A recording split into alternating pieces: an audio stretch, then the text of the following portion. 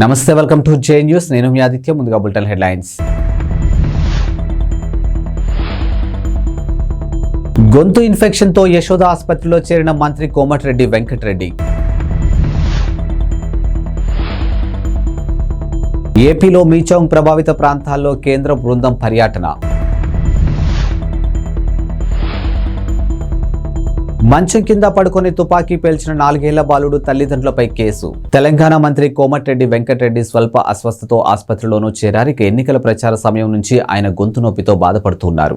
అది మరింత తీవ్రం కావడంతో హైదరాబాద్ సోమాజిగూడలోని యశోద ఆసుపత్రిలోనూ చేరారు.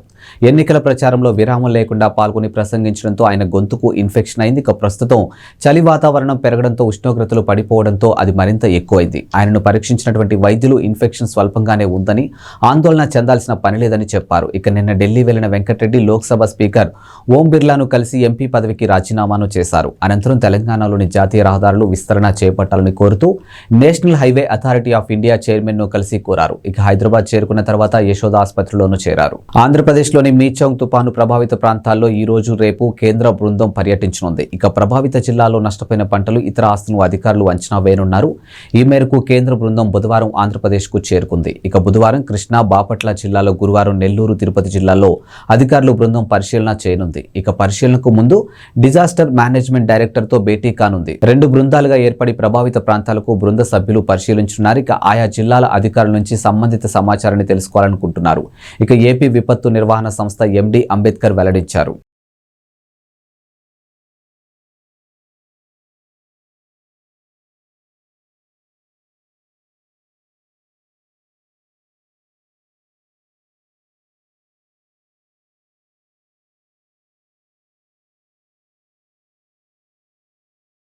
అమెరికాలోని వెస్ట్ మోర్లాండ్ కౌంటీలో ఉన్నటువంటి 4 ఏళ్ల బాలుడు మంచం కింద పడుకుని తుపాకీతో తనకు తాను కాల్చుకుని గాయపరుచుకున్నాడు. ఘటనలో తల్లిదండ్రులు లారా స్టిల్, మైకెల్ లీన్పై జిల్లా న్యాయవాది అధికారులు అభియోగాలు నమోదు చేశారు. ఈ ఘటనపై విచారణ అనంతరం పిల్లల సంక్షేమాన్ని ప్రమాదంలో పడేయడంతో పాటు నిర్లక్ష్యంగా వ్యవహరించారంటూ వారిపై అభియోగాలు కేసు నమోదు చేశారు. ఇదొక విషాద ఘటనని, ఆమోదయోగ్యం కానిదని జిల్లా అటర్నీ పేర్కొన్నారు. ఇటువంటి వారిని నిరోధించాల్సిన అవసరం ఉందని అన్నారు. ఇలాంటి ఘటనలకు నిరోధించాలంటే అందుకున్నటువంటి ఏకైక మార్గం తుపాకులను సురక్షిత ప్రదేశంలో ఉంచడమేనని స్పష్టం చేశారు. ఈ ఏడాది జూలై 6న రోస్టవర్ టౌన్షిప్లో ఉన్నటువంటి గౌడియా డ్రైవ్లోని తన ఇంట్లో 4 ఏళ్ల రోనీలిన్ ప్రమాదవశాత్తు తుపాకీ పేల్చి గాయపడ్డాడు. వెంటనే అతన్ని ఆసుపత్రికి తరలించారు. చిన్నారి ఇప్పటికీ నిరంతరం వైద్య సంరక్షణ పొందుతున్నట్లు అధికారులు తెలిపారు. తుపాకీని లోడ్ చేసి బెడ్రూమ్లో నేలపై ఉంచడంతోనే ఈ ఘటన జరిగిందని విచారణలో వెల్లడైంది. ఘటనా సమయంలో స్టీల్, లీన్ ఇద్దరు ఉన్నారు. తుపాకీ శబ్దం వినిపించిన తర్వాత వెళ్లి చూస్తే కుమారుడు గాయంతో, రక్తమూడుతో కనిపించాడు. పక్కనే తుపాకీ ఉంది. ప్రతి నేరాన్ని నిరోధించలేమని, కానీ అత్యంత దుర్బలమైన వాటిని నిరోధించేందుకు ఓ మార్గాన్ని కనుగొల్సి ఉందని జిల్లా అటర్నీ పేర్కొన్నారు. తుపాకులకు సురక్షిత ప్రదేశంలో ఉంచడం ద్వారా ఇటువంటి ఘటనలకు నిరోధించవచ్చని వివరించారు. తక్షణ మానవతావాద సాయం కోసం గాజాలో ఇజ్రాయెల్ హమాస్ కాల్పుల విరమణకు డిమాండ్ చేస్తూ ఐక్యరాజ్య సమితి జనరల్ అసెంబ్లీలో ప్రవేశపెట్టినటువంటి ముసాయిదా తీర్మానానికి భారత్ అనుకూలంగా ఓటు వేసింది. హమాస్ చెరలో ఉన్నటువంటి బందీలందరినీ బేషరతుగా విడుదల చేయాలని ఈ తీర్మానంలోనూ పొందుపరిచారు. Algeria, Bahrain, Iraq, Kuwait, Oman, Qatar, Saudi Arabia, UAE, పాలస్తీనాతో పాటు అనేక దేశాలు స్పాన్సర్ చేసినటువంటి ఈ తీర్మానంపై మంగళవారం ఓటింగు జరిగింది. అమెరికా, ఇజ్రాయెల్తో సహా 10 దేశాలకు వ్యతిరేకంగా ఓటు వేశాయి. మరో 23 దేశాలు ఓటింగ్కు దూరంగా ఉన్నాయి. హమాస్ ఇజ్రాయెల్ యుద్ధం కారణంగా తీవ్రమైన మానవతా సంక్షోభం ఏర్పడిందని, పెద్ద ఎత్తున ప్రాణనష్టం జరుగుతుందని ఐరాసలోని భారత శాశ్వత ప్రతినిధి రుచిరా కాంబోజ్ అన్నారు. స్త్రీలు, పిల్లలు ప్రాణనష్టం అధికంగా ఉందని అన్నారు. జనరల్ అసెంబ్లీలో ప్రవేశపెట్టిన తీర్మానానికి భారత్ అనుకూలంగా ఓటు వేసిందని పేర్కొన్నారు. ఈ తీర్మానంలో అనేక కోణాలు ఉన్నాయని, హమాస్ చెరలో బందీల పట్ల భారత్ ఆందోళన వ్యక్తం చేస్తుందని రుచిరా కాంబోజ్ పేర్కొన్నారు. తెలంగాణలో నూతనంగా ఏర్పడిన కాంగ్రెస్ ప్రభుత్వం వడివడిగా అడుగులు వేస్తూ ముందుకు సాగుతుంది.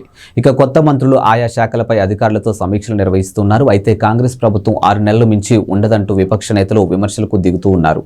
ముఖ్యంగా హిప్ రీప్లేస్మెంట్ సర్జరీ చేయించుకుని ఆసుపత్రిలో చికిత్స పొందుతున్నటువంటి మాజీ సీఎం కేసీఆర్ ను సీఎం రేవంత్ సహా పలువురు మంత్రులు, కాంగ్రెస్ నేతలు పరామర్శించిన నేపథ్యంలో ఈ తరహా విమర్శలు మరింత ఎక్కువయ్యాయి.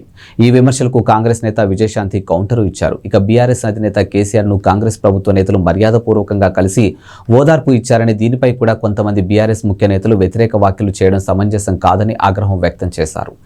మానవీయ స్పందనకు రాజకీయాన్ని కలపడం నేటికి బీఆర్ఎస్ కు అవసరమేమో కానీ కాంగ్రెస్ ప్రభుత్వానికి అవసరం లేదని మండిపడ్డారు. ప్రభుత్వం కూలుతుందంటూ బీఆర్ఎస్ నేతలు చేస్తున్నటువంటి తప్పుడు ప్రకటనలు కేసీఆర్ తప్పక ఖండించాల్సిన అవసరం ఉందని ఆమె తెలియజేశారు. తెలంగాణ కొత్త సీఎం రేవంత్ రెడ్డి సంచలన నిర్ణయాలతో తమదైన మార్కు పాలన కనబరుస్తున్నారు. ఇక సర్కార్ కొలువుదీరిన రోజు నుంచి సరికొత్త నిర్ణయాలతో దూకుడుగా వ్యవహరిస్తూ ఉన్నారు.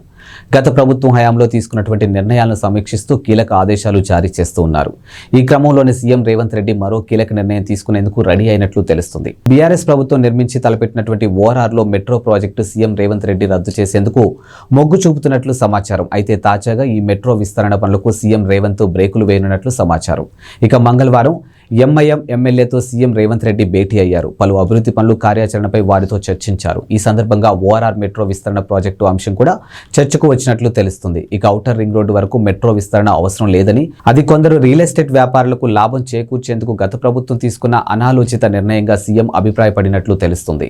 ఇక రేవంత్ రెడ్డి ఆ ప్రాజెక్టుకు రద్దు చేసి పాత నగరాన్ని విమానాశ్రయానికి అనుసంధానం చేయాలని ఆలోచిస్తున్నారట.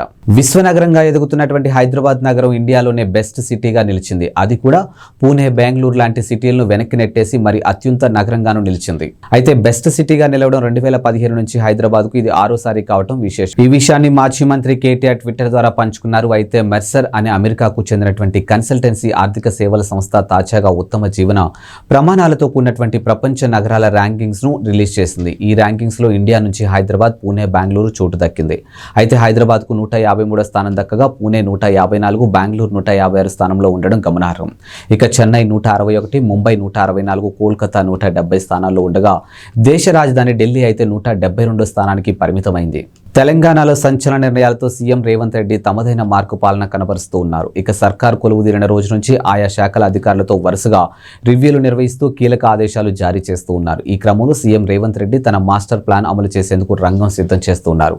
విశ్వనగరంగా ఎదుగుతున్న హైదరాబాద్ నగరాన్ని అభివృద్ధి చేసేందుకు మీ దగ్గరున్న ప్లాన్ ఏంటని ఓ న్యూస్ ఛానల్ యాంకర్ అడిగిన ప్రశ్నకు రేవంత్ రెడ్డి చెప్పిన సమాధానం సోషల్ మీడియాలో తెగ ట్రోల్ అయింది.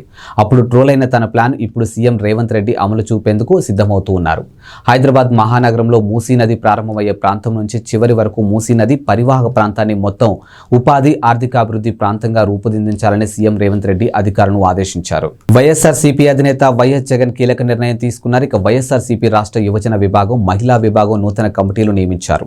కొత్తగా కార్యవర్గాన్ని నియమిస్తూ ఆదేశాలు జారీ చేశారు. ఇక యువజన విభాగం అధ్యక్షుడిగా బైరెడ్డి సిద్ధార్థరెడ్డి, ఉపాధ్యక్షులుగా కొండా రాజీవ్ గాంధీ, పిన్నెల్లి వెంకట్రామరెడ్డిని నియమించారు. ఇక మొత్తం 64 మందితో నూతన కమిటీని నియమించినట్లు వైఎస్ఆర్సీపీ కేంద్ర కార్యాలయం ఓ ప్రకటనలోనూ పేర్కొంది.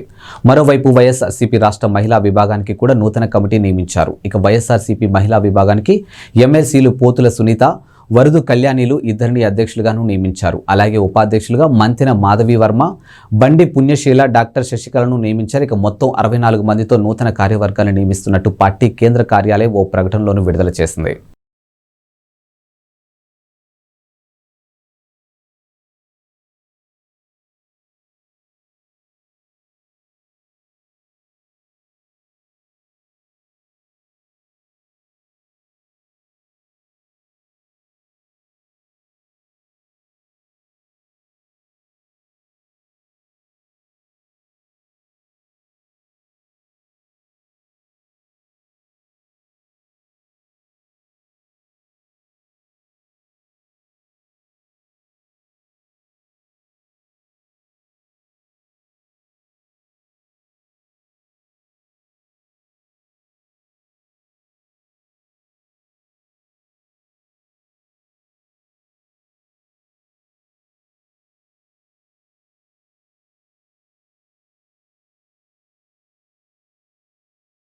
శ్రీశైలం ఆలయ పాలక మండలి కీలక నిర్ణయాలు తీసుకుంది. ఇక దేవస్థానం పరిపాలనా భవన్లో చైర్మన్ రెడ్డివారి చక్రపాణి రెడ్డి అధ్యక్షన సమావేశం నిర్వహించారు. ఆలయ ఈవో డి పెద్దిరాజు 30 అంశాలు ప్రవేశపెట్టగా 28 అంశాలకు సభ్యులు ఆమోదం తెలిపారు. ఇక ప్రధానంగా మహాక్షేత్రంలో సామాన్య భక్తుల కోసం 200 వసతి గదులు కూడినటువంటి సముదాయాన్ని 52 కోట్లతో నిర్మించేందుకు ఆమోదం తెలిపింది. ఇక శ్రీశైలం క్షేత్ర పరిధిలో ట్రాఫిక్, పార్కింగ్ సమస్యను అధిగమించేందుకు టోల్ గేట్, నంది సర్కిల్ మొదలైన చోట్ల 38.50 లక్షలతో ఫ్రీ కాస్ట్ సెంటర్, డివైడర్లు ఏర్పాటుకు అంచనాలకు గ్రీన్ సిగ్నల్ ఇచ్చారు. అంతేకాదు 29 లక్షలతో క్షేత్ర పరిధిలో పలుచోట్ల సీసీ రహదారుల నిర్మాణానికి ఆమోదించారు. శిఖరేశ్వర ఆలయ ప్రహరీ, బండపరుపు సిమెంట్ రహదారి పనులకు 49 లక్షలు కేటాయించారు. ఇక సిద్ధారామప్ప జంక్షన్ మలుపు వద్ద 15 లక్షలతో పనులు చేపట్టాలని, కళ్యాణకట్ట వద్ద 13 లక్షలతో మరమ్మతులు, అభివృద్ధి పనులు చేయడానికి ఆమోదం తెలిపారు. శ్రీశైల క్షేత్ర స్థల పురాణం, చరిత్ర, క్షేత్ర ప్రత్యేకతను పొందుపరుస్తూ చిత్రాలతో కూడినటువంటి టేబుల్ బుక్ ప్రచురించేందుకు సభ్యులు ఓకే చెప్పారు. ఇవి ఇవాల్టి బులెటిన్ అప్డేట్స్. మరో బులెటిన్తో మళ్ళీ కలుద్దాం. అంతవరకు సెలవు. నమస్కారం.